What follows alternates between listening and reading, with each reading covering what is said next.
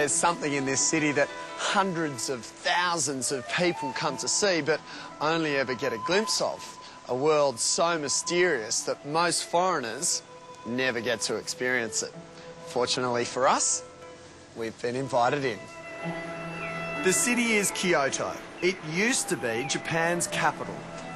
Now it's 2.5 hours by bullet train from the modern capital, Tokyo. And when you step out of that train, you're going to be surprised, because Kyoto sure doesn't look like a city that's more than 1,000 years old. It's super modern and really impressive. But most people come to see the geisha. And even if you don't know the name, I'm sure you'll recognise the face.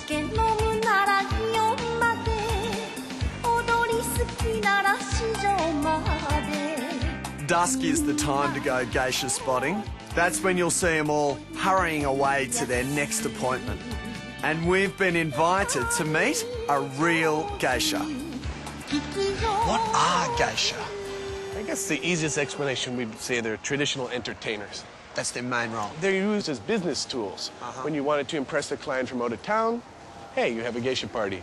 I was once told that 2 old men having a business meeting, not a lot of business is going to get done. Bring in some sake, some geisha, business gets done. Each other, the girls. Okay, you guessed it. Peter McIntosh isn't Japanese. In fact, Peter's from Canada.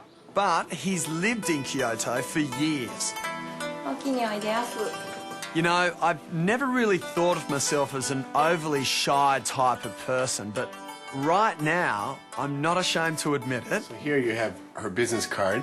I am a little bit nervous. Yachiho. Arigato. My name is Tom. Thomas.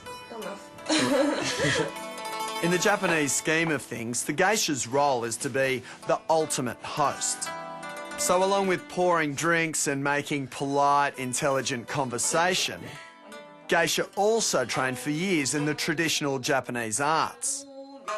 Stuff like singing, dancing, and a guitar kind of thing called the shamisen. Oh, and genuine geisha are paid to entertain people in the arts and nothing more, no matter what you've heard. Okay, now here's something I know a little bit more about. A drinking game. I wonder, just maybe this geisha world isn't so mysterious after all. Skull.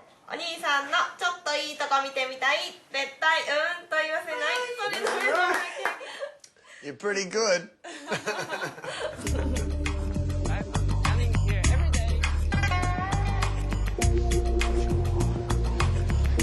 All right, I know, it's really touristy, but these things were invented in Japan. And Jin rickshaw actually means people-powered vehicle. So, meet my personal people power, Yaz. Mate, how many kilometres would you do pulling the rickshaw each day? Probably about 10 kilometers.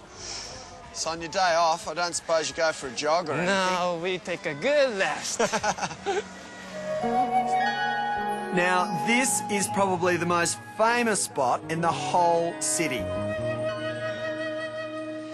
This is Kinkakuji, or the Golden Pavilion. As you can probably make out, it's one of Kyoto's most popular tourist attractions. Once you see this place with the sun beaming down on all that gold, it looks pretty spectacular. The original was built over 700 back, but a monk of all people actually burnt it to the ground. The whole thing's been rebuilt, of course, but is it really gold? Well, does it really matter?